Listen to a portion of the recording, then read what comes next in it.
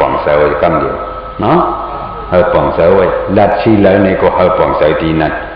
bỏ lát khơi ta bỏ này có chẳng mi ta bằng sợi tí ta sao cậu cầm điều bỏ này Patisa Samupadana pin nơi tu khẩn thả này luôn bỏng ma chẳng được tặng gì ma hử Tara anh nói mi cái lời mi nơi tu mi nơi khẩn thả bữa này cái cảเขาđược khám sinh nguyên giờ sinh nguyên luồng này đấy quả cái bây giờ hay là hạ Tara này tập được hạ đi lấy hạ cái lời hạ nơi khẩn thả nóอยู่ดีเฮือเนี่ยหานี่หันฮะอยู่ก็เลยว่าหานาไล่หาตราเนาะมือห้ามหูนั่นพวกนี้กว่าหาตราพวกนี้กว่ากันนั่นกว่ากันนี่อาจารย์ว่าตรามีในขันธ์เจ้าก็นี่ห้ามหูจังว่าอาหูนี่สังดีดีอาหูเป็นนิสังเป็นอวิชชาว่าด้วยหลวงมืออย่างนั้นอันเป็นแหล่งกลางนั้นสองเดือนเรา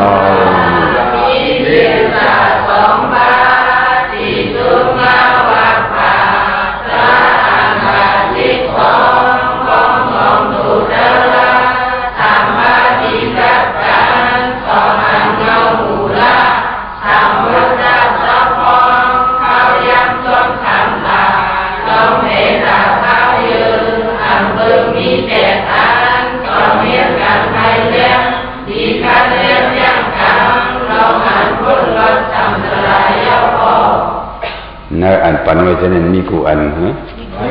มีอุจอันนายกกี่เขาล้อมจับไว้หรือยังจับผมนะตั้งไรนะกึ่งกลางอย่างนี้การด่วนเขาสอนดีกว่าเนาะจังจ้าสอนกากีนาโมกำเดียวช่างเลยผี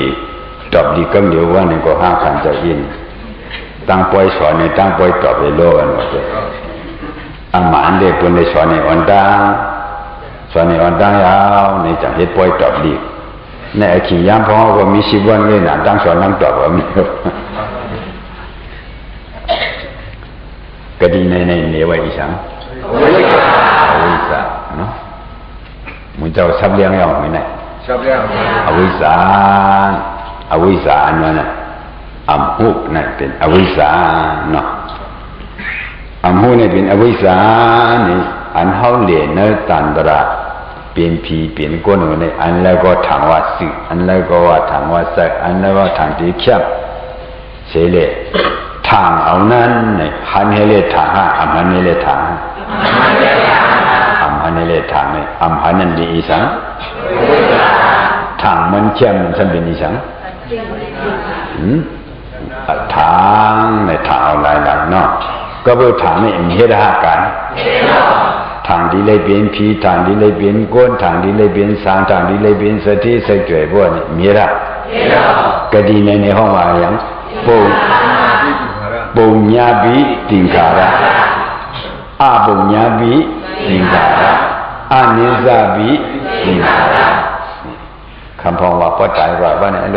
มีอยู่ในมันทุกข้าเนี่ยเลยหาเลี้ยงมันเลยหาปันมันบ่เนี่ยมันเคยเปลี่ยนแต่มีเจอหลายละว่าคำพองจะมา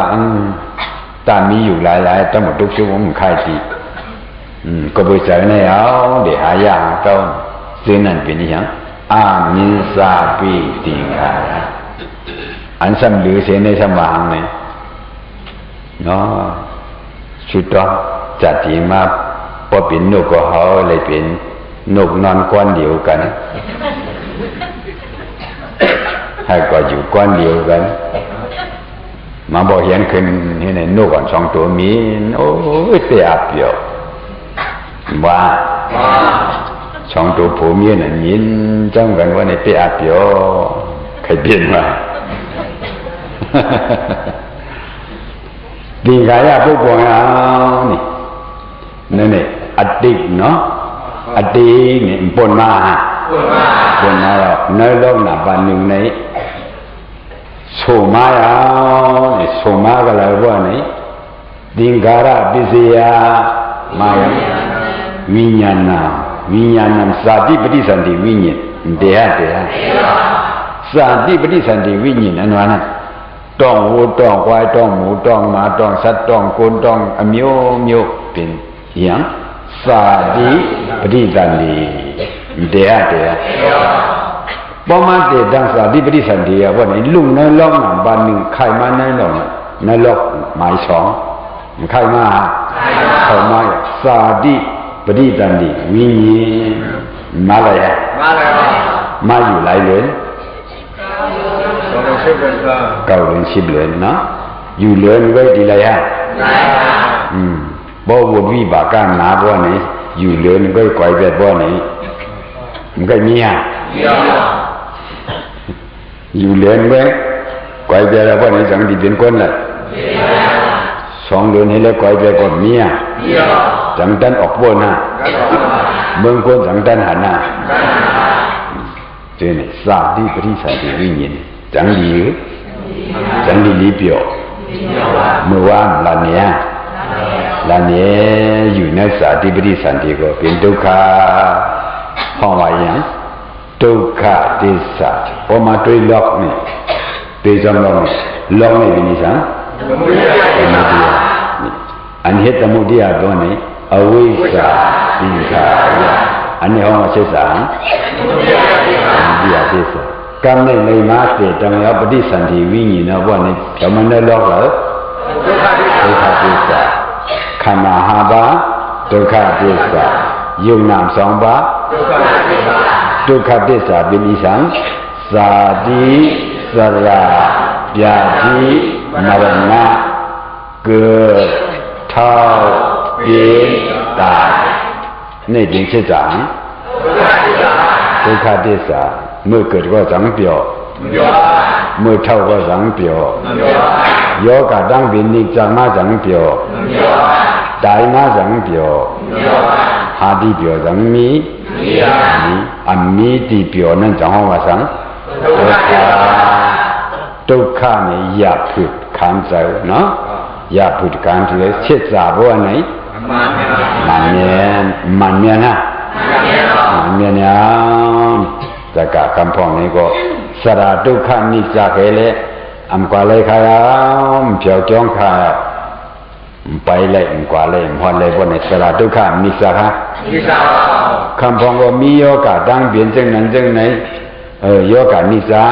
งกว่าเลยเพียวเลยบนนี่ก็นิสาระนิสาระ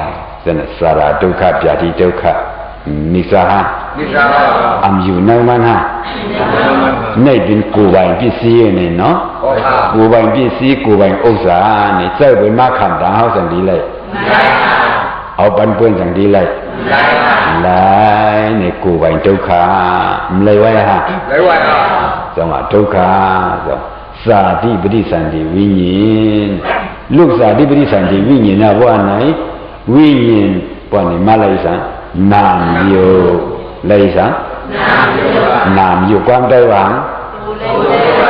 ดูเลยเสือเลยอะดิเลว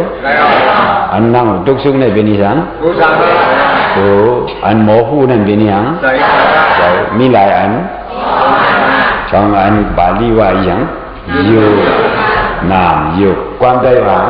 ดูเสือจังหวะก็ที่เนื้อตัวเนื้อสายในสามีสังเทียนในมหาได้รู้วิญญาณโยบ่ได้ရောက်นามโยก็ว่าอีสังตาลาเยรนาบ่ไหนมีสังอะไรหูตาคุณอา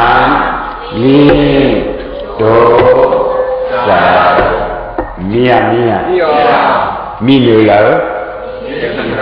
มีเหนืออยู่ในนามเนี่ยเนาะ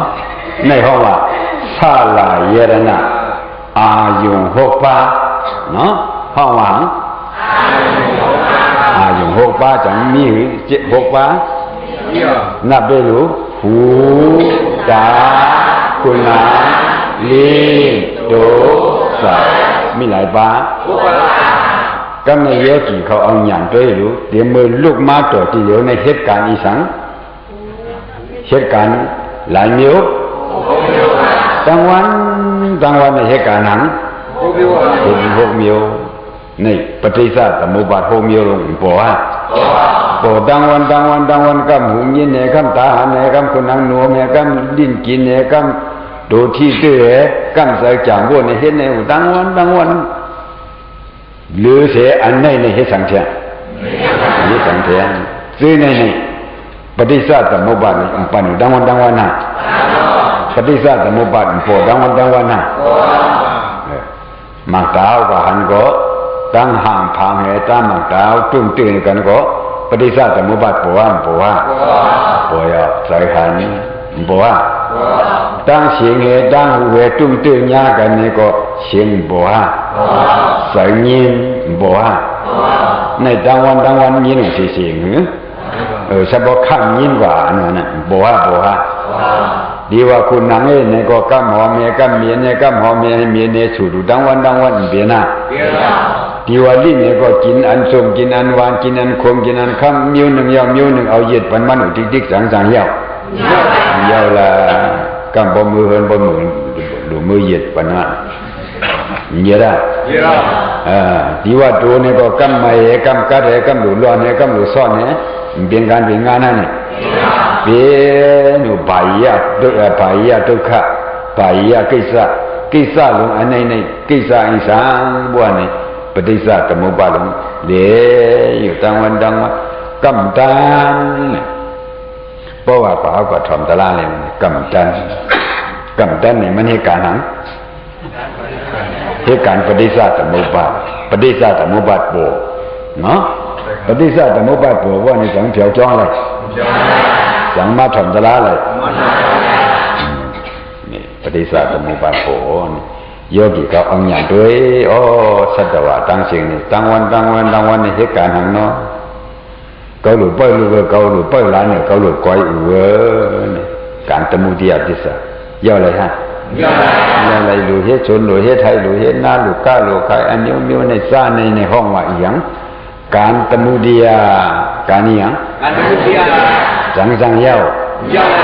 เกิดมาตายกว่าเหตุการณ์ทั้งว่าในเหตุการณ์ตมุติยเนาะ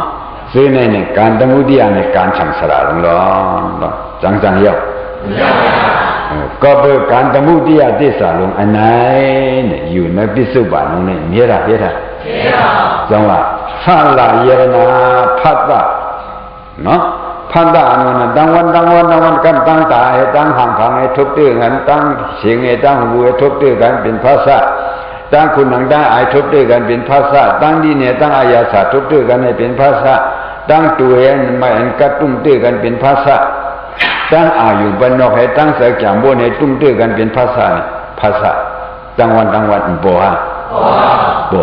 เพราะฉะนั้นโบว่าเนี่ยก็ตั้งวันในสุขะทุกขะอุเบกขาเวทนาสามบ้านโบฮะกำเสรีโบให้กำเสซาโบให้กำไม่โบให้กำกัดโบให้เสนี่พูดกันนะพูดกันจังดีเหตุบอกหรือดีเหตุบอกอันก็อันหนึ่งเมียวหนึ่งนะ6 ฐานนั่นอันทีหนึ่งก็ทีหนึ่งโปที่ได้โปตั้งวันเหมือนในคำโปสังอันนั้นจังดีว่าอะไรในห้องว่าปฏิสัตตมุปบาทโปจะห้องว่าตมุติยติสาไม่เหตุตั้งวันเนาะก็เป็นตมุติยติสานี่โปอยู่สิมันฮีโปวันตาลายรณะภัตตะเวทนา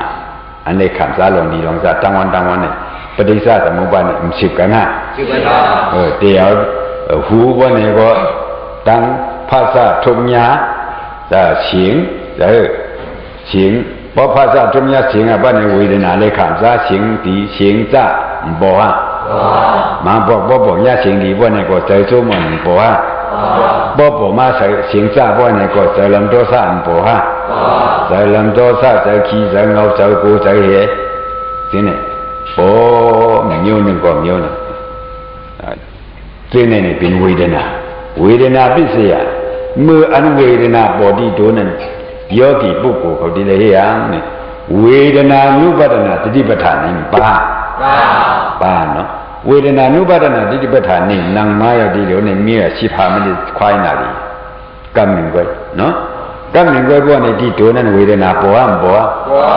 จิตมาขึ้นมามือมาแกนมาเด็ดมาหนามาบอกว่าเวทนาในลูกต่างดีมาใช่เนาะพอมีขันธาก็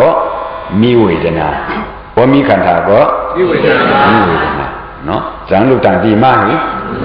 ลูกต่างดีมาบ่เวทนาเนี่ยเป็นทุกขะเป็นสุขะกำเนี่ยเอาหยันด้วยแหละครับใช่เอาหยันด้วยอ๋อมันเจ็บเนี่ยก็หูเขาเจ็บเนี่ยก็หูไข้เจ็บเนี่ยปล่อยด้วยปล่อยด้วยกำเจ็บนำกำเจ็บกี่กำเจ็บตานกำเจ็บพร้อมขยื่นได้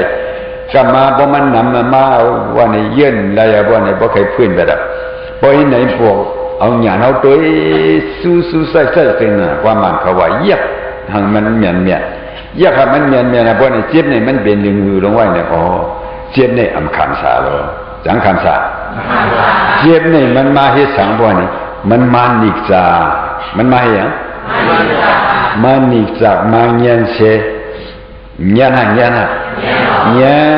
นั่นตาบ่เคยโตไปเนี่ยจังมาปัญษาจังมาปันดีนั่นก็เจ็บเนี่ยกว่าเจ็บก็เลยที่ตัวเนี่ยยังดีดีกว่าเจ็บที่หัวก็ทุกข์ฮะเจ็บที่ตาก็ทุกข์ฮะเจ็บที่เขียวก็ทุกข์ฮะเจ้าเนี่ยปวดกันแล้วเจ็บเนี่ยปวดกันแล้วเนี่ยก็เป็นทุกข์มันทางเสียงฮะทุกขติสะก็บ่ใช่ในตัวนี่ตัวอยากกรรมกี่เหกรรมนำเหบ่มันอำต้นหนึ่งบ่มันเตก็บ่นี่มันดียอมกว่าหายตัวตัวมันบ่อำมีว่าตัวตัวมาไหนตัวมันบ่หายกว่าตัวมันบ่มีมันก็เป็นหยังเป็นเหลู่เหชุกเหญาณเมื่อนะจังว่าอันเป็นลู่อยู่เวทนาอันเจ็บนั้นห้องว่าสิจาทุกขติสะญาณเอาบะอันเป้าตัวอยู่ในห้องว่าอีสังเมกะติสะเนาะขันธาอันเป็นอยู่รู้อยู่นั่นทุกขติสะญาณอันหู้จอมหันจอมกูกำนั่นเป็นเมกะติสะเนาะพอมันเห็นให้เปลี่ยนให้รู้ให้เปลี่ยนให้รู้ให้กูกำบ่เนี่ยเอาญาณยาถ้ามันเมียนถ้ามันจับกรรมเมียนิโรธติสะมหมาเมื่อมันเจ็บนั้นเนี่ยขันไล่ขันธาในจังดีมีใครเบียนผีเบียนก้นจังดีมาจังดีลีขันไล่เจ็บเนี่ยจังดีลีขันไล่บ้อมขันไล่บ้านนี้ยิงไว้เมียอิ่มมันฮะเจ็บลงในอิ่มมืออัมขันไล่บ้านไหน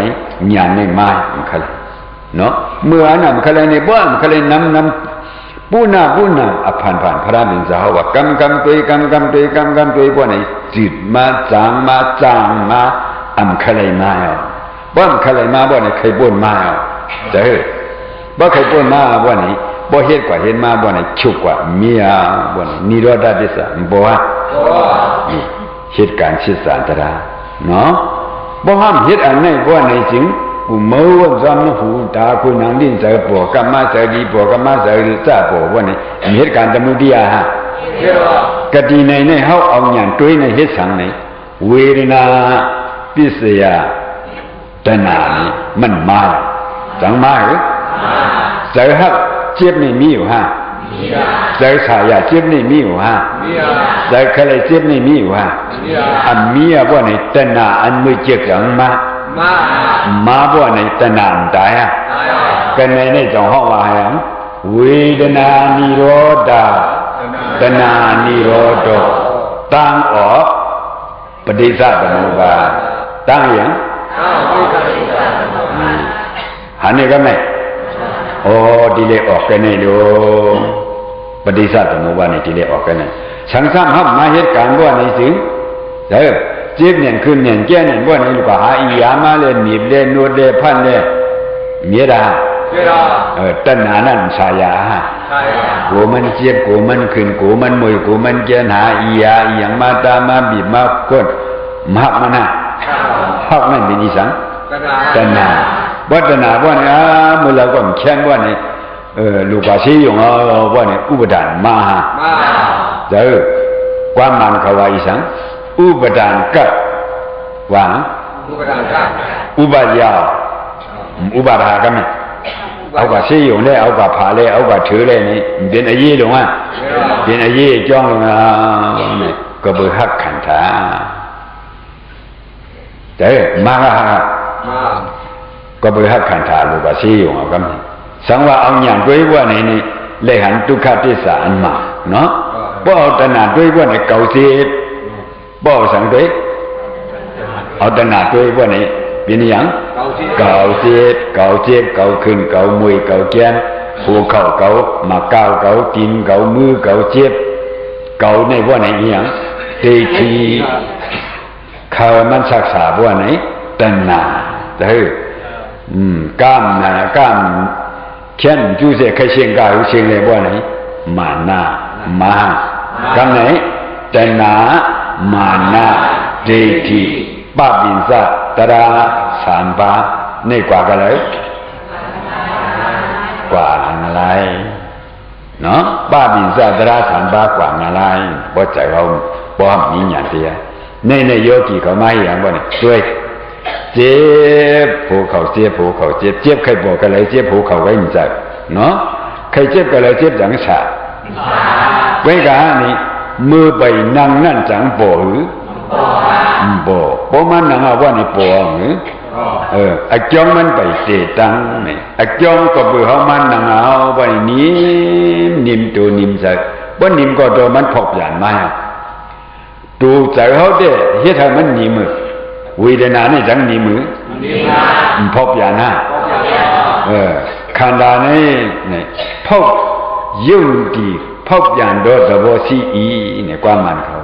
ยุบสะพอตระนี่ใครก็ไว้ก็เลยไว้มันเป็นนิ้วพอกပြန်ไว้เนื้อนำของดีเลยพอกပြန်ไว้เนื้อลอยของดีเลยพอกပြန်ใส่เนื้อเตียกหลงหัวไว้ของดีเลยพอกပြန်พอกပြန်นะพอกပြန်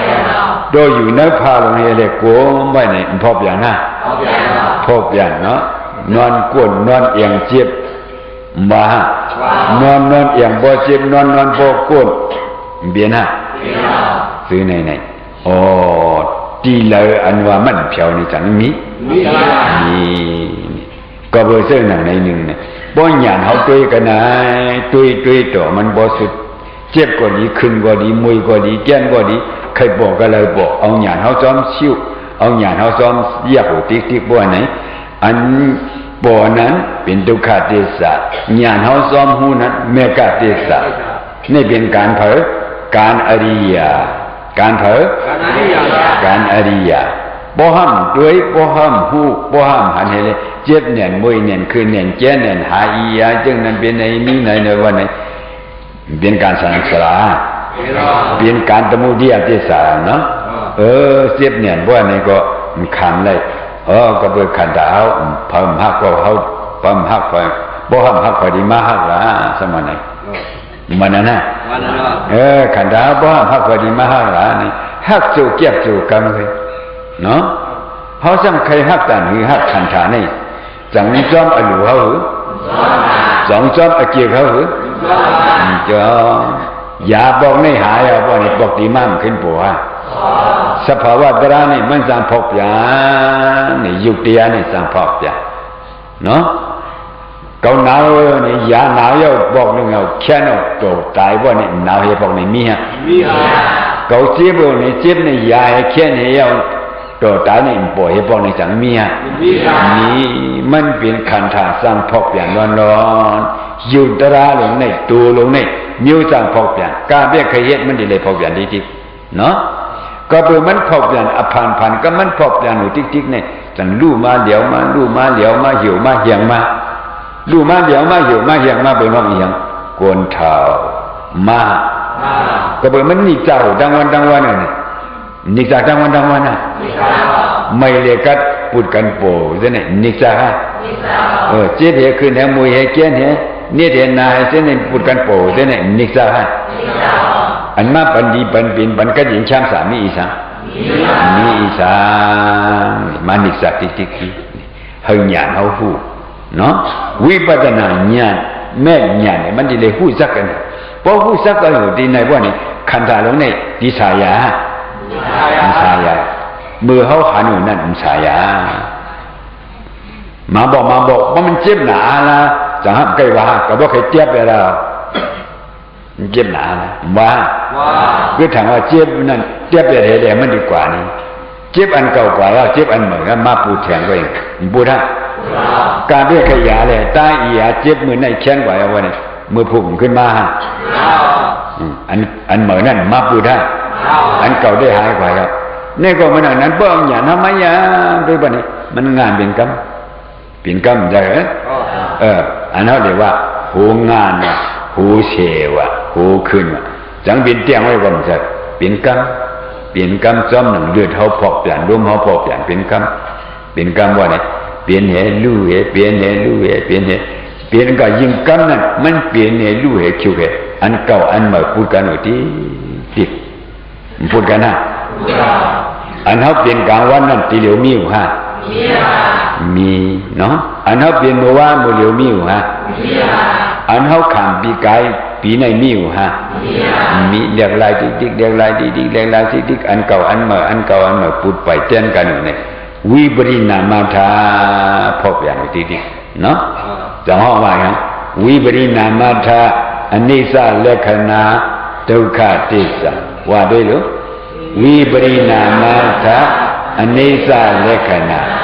ดุက္ขติสะเนาะวิปริณามาธาพบอย่างอนิสสลักขณาเปลี่ยนดูทุกขติสะขันธ์เสปัญหาในที่ดิ้งเหมือนไงขันธ์ในปัญหาที่ดิ้งป้อนหยาดเขาเมื่อหูที่สาวเม็ดศึกผู้ศึกนิพพานศึกมันกว่าศึกมือเลยหนึ่งมันดีมากมือเลยหนึ่งเนี่ยพอเฮ็ดดิกพูนนำพระราบินสาวะผ่านเฮ็ดดิกชิวดิกมาดิกบ่ในจึงในมืออันเขายิงไว้อีมือสังอันคลายนะเนี่ยมือนั่นเม็ดโลกุติยเม็ดมันจะจังศึกมาเนาะบ่โลกุติยเม็ดศึกมาบ่เนี่ยก็โลกีเม็ดเนี่ยมันมีสังอ่ะเนาะเจ็บคือมวยคือเจ็บมีมวยมีแก่นมีตัวมีเจ้ามียุงมีหนามีอิสังมีอ่ะบ่เนี่ยมียิงอีโรตบ่มีกัดเย็นนั่นเดียวกัดเย็นเจ็บคือมวยแก่นเนี่ยหนาไม่กัดขี้ขมจ้างกว่าเช่นนั้นตีตัวเลยสังตีเสเลยสังมีสังอย่างยิงก็เจียนกว่าสู้เก็บหนึ่งบวนเมื่อใส่ผู้เวียน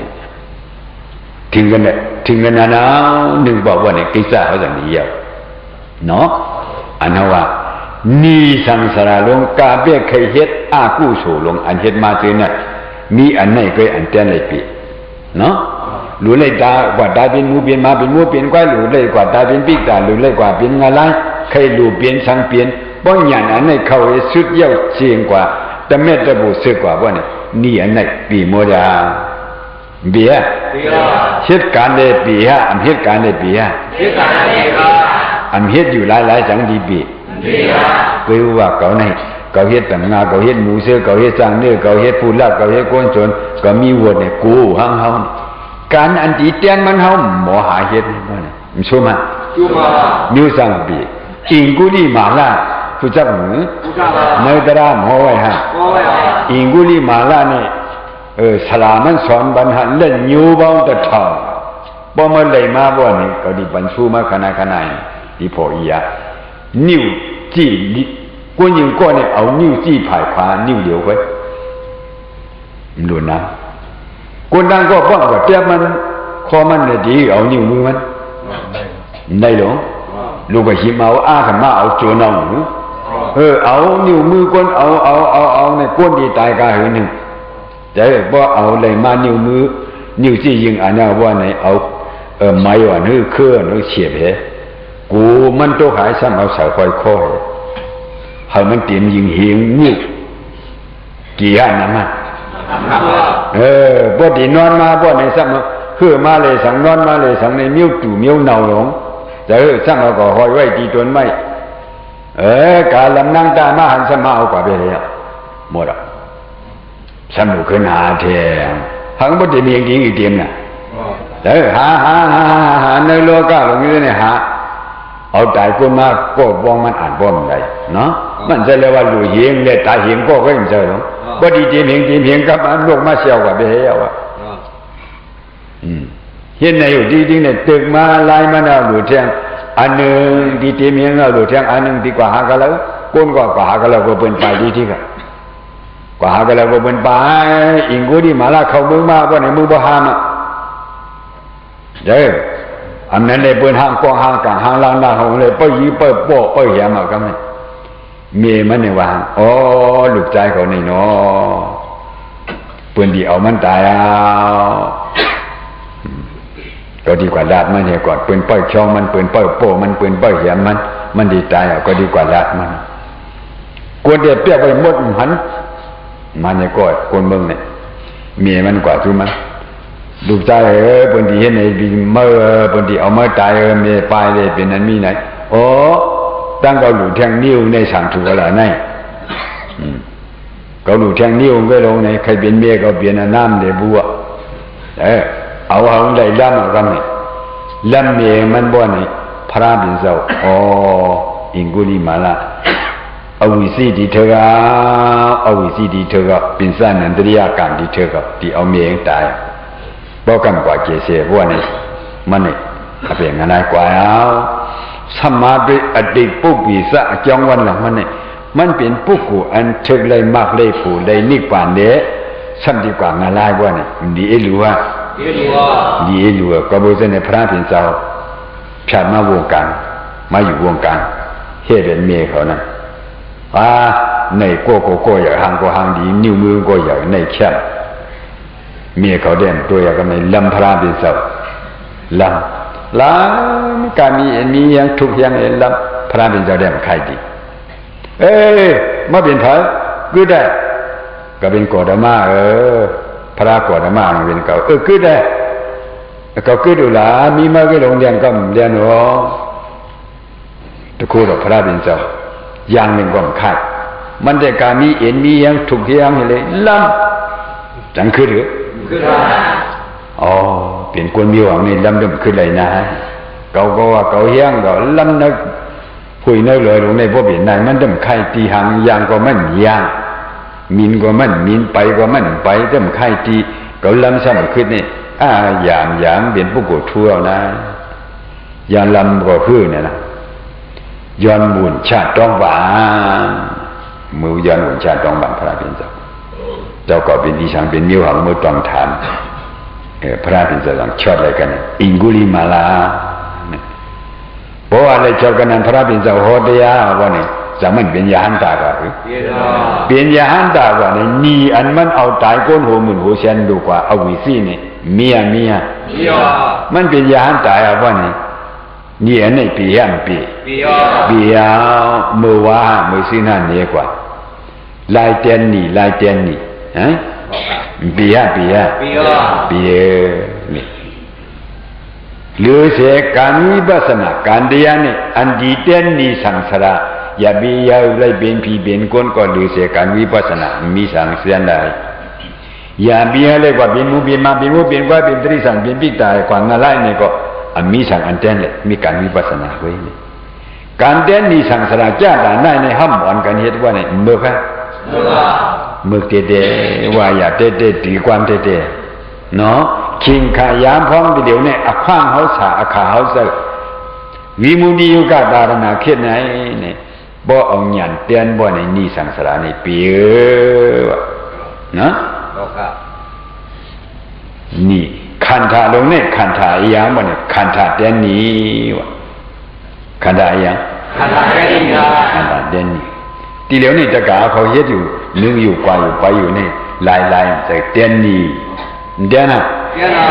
เขาเฮ็ดที่ว่าพร้อมเลยอยู่เลยเศร้าไว้ไหนมันเนี่ยเขาเนี่ยก้านเนี่ยขายตังมันเหมือนเนี่ยกับว่าผมจังเลยกินเขามันเนี่ยเดือนนี้ลูกนี้เมนี้เสานี้โผนี้ปีนี้น้องนี้เสานี้คุณเตี้ยนะ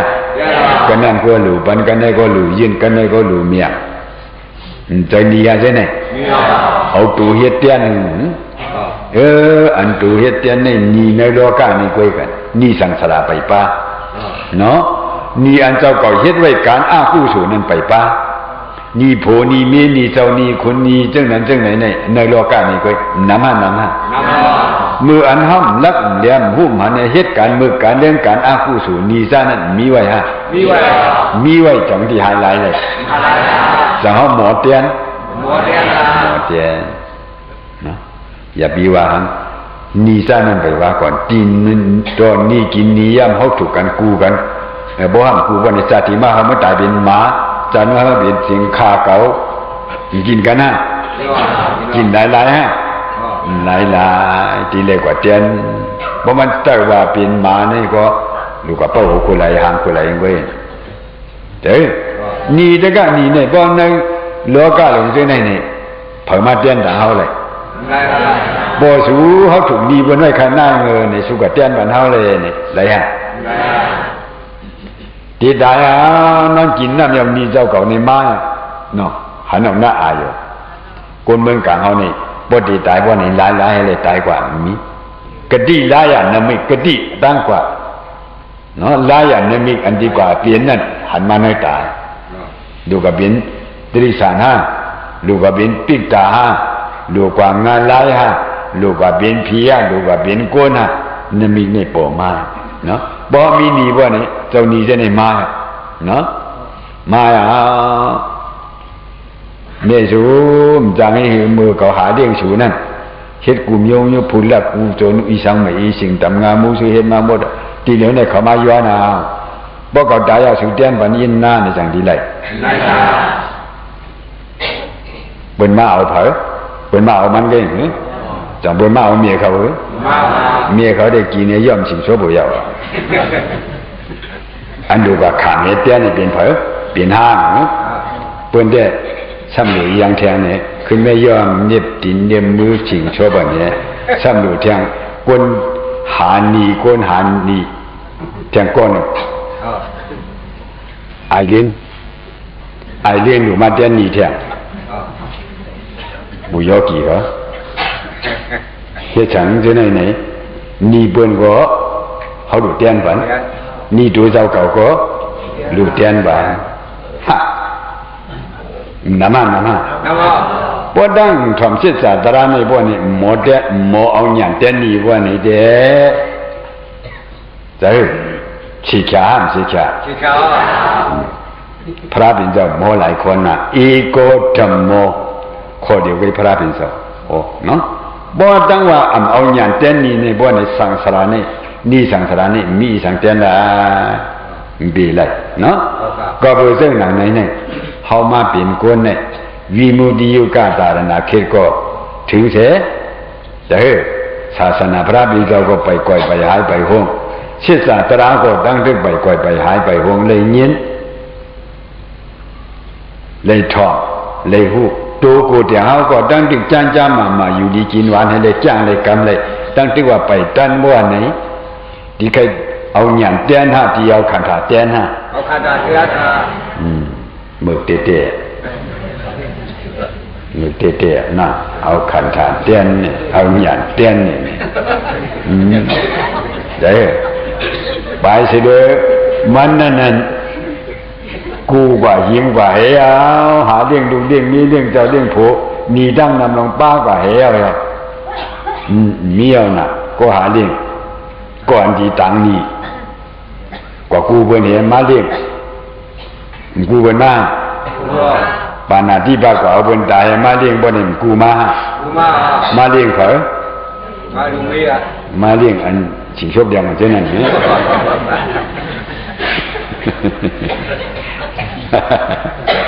อ๋อเช่นไหนเลยเตียนมานี่ปกป้องมีกาหืออันนั้นมาเตกะตันตราอันนั้นมาเตกะตันตรานับเล่นมาเล่นตัวเลยวะนามาก็บ่ใช่ไหนนี่มีคัดใจอ่ะนายโยกีเขาคือจังหลายวันคำบอกว่าใครมือปีฮะไปปีบ่ไปปีดูคัดใจล่ะเด้อปันนั่งยิ่งนาลีบ่นี่ก็ตึงนำหมดนี่นั่งเลย2นาที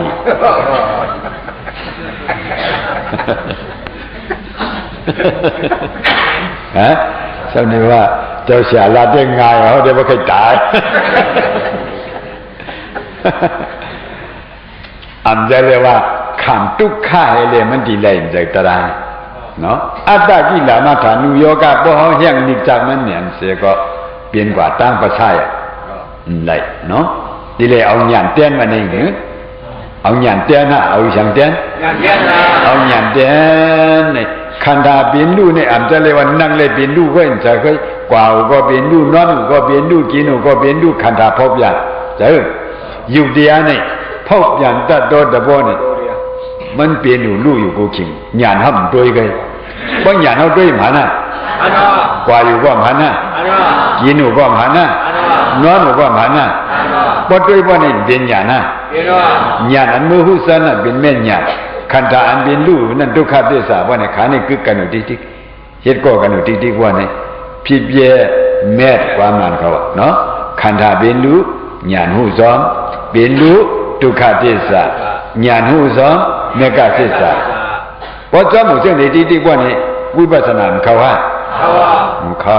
ก็มันใจเนี่ยเข้าสิๆก็อย่าอำด้วยเฮียหยานเขาเนาะหยานเขาก็ไม่สับกูเฮียงอ่ะนี่กูมืดเตาก็เฮินแค่ขี่ในบนมึงกับหงพักอ่ะขี่ในบนกินข้าวอยู่กับเจ้าเนี่ยเจ้าก็ไม่จับหมอเขาก็เฮินว่านี่เก้าอ่ะเจ้าไม่จับหมอเขาก็เฮินว่านี่เก้าอ่ะใครมือก็มือจังไปยังชิวด้วยแล้วกันอ๋อในใส่ต้องใหม่จะใครกินด้วยดูจังมีธรรมะสัพพตราก็อย่างนี้อันนี้บนห้องว่าธรรมะนุปัฏนาตติปทาอ๋อธรรมะสัพพตราเปลี่ยนเหตุรู้เหตุเนาะวนมาตั้งกินต้องไม่ว่านี่ด้วยเลยต้องไม่อันนั้นเป็นพุทธเป็นตอนเป็นแคบก่อนจังมีสัพพต้องไม่อันนั้นสัพพตรามาสัพพตราอันนั้นธรรมะเนาะสัพพตราต้องไม่เข้า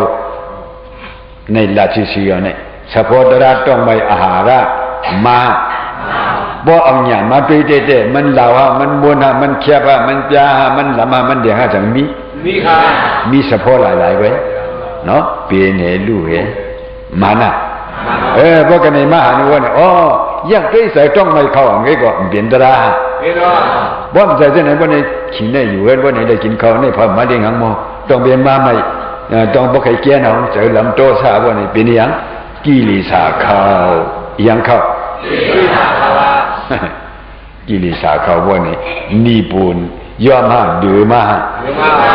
ยิงดีกินเข็นนามาเนาะก็บ่เส้นในหนึ่งนี่ตราได้มามื้อเลยตราได้มาสิห้ำด้วยกันเนาะอากาลีก็อคามลินวันนี้น่ะอำเลิกชิงอำเลิกยามมีอยู่กูสิกินตรามีห้ำด้วยกันด้วยมื้อละก็มันหาหนูสิก็บ่เส้นไหนด้วยรายการก็คัดใจด้วยอีนึงเนาะจุไปตายเนี่ยเฮาตันได้ปีนี้จุไปตายเนี่ยด้วยยังตายยังจังที่ว่ามือเตียนบ่เนี่ยได้ดีแล้วขนาดเตียนกว่าตั้งอย่างตั้งหน้ามือนั่นนี่เอาหยันเตียนปองเนี่ยยาวๆบ่เนี่ยสิอีสิดับร้อนอีสิอ่ะนะก็เมื่อเปลี่ยนนางผีบ่เนี่ยก็นางผีตระบานะก็เมื่อเปลี่ยนก็คุณผีเนี่ยก็คุณผีตระบานะตระบานบ่เนี่ยเป็นอะไรปีขึ้นมาเมืองคนผมขึ้นมา3ผูกเสนลงขึ้นกว่าก็ไปใครเขานิพพานก็ที่จานอิ่มๆเนี่ยก็จานกาเป็นมันได้1จานเนี่ย1ผูกเนี่ยก็60,000 ปีเนาะ60,000 ปีเนี่ยจานดีค่าท่านเว้ย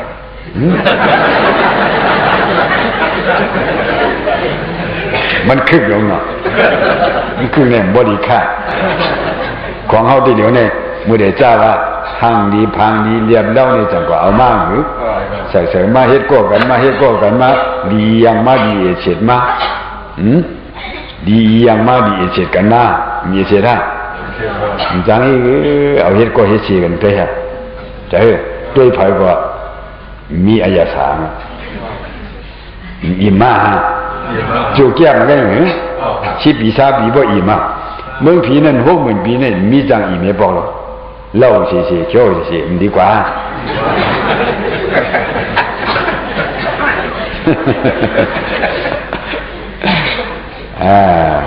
คือใจเย็นแล้วก็บ่ไว้ใจสิในสบิวากามตนา嘛，整理外有叫钱呢，帮妈帮你的样，修边，搞开没变皮呢也比话，不搞没变皮不呢，排内下巴，排内下巴，真比话呢不要记เขาบ่ใจ钱呢บ่มาบ่นี่กามาตนามบ่ฮะในเป็นอย่างนั้นตมุติยติสานเป็นฮะจังดีเลยจังนี่ดีปีเลย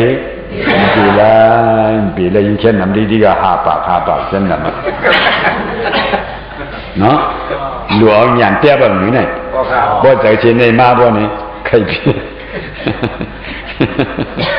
ใครเลยบ่นี่เตี้ยไปละเนาะที่แล้วสังเตี้ย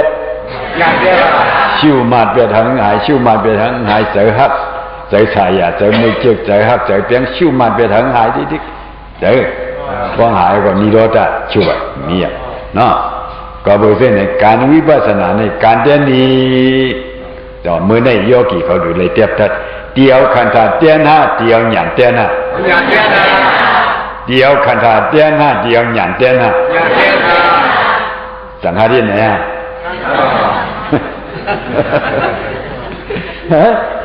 โยกมาเอาอยู่ในหิวตรงนี้ได้บ่เอาหยันเดินเลยว่าเนี่ยก็คัดซะกูคนเลย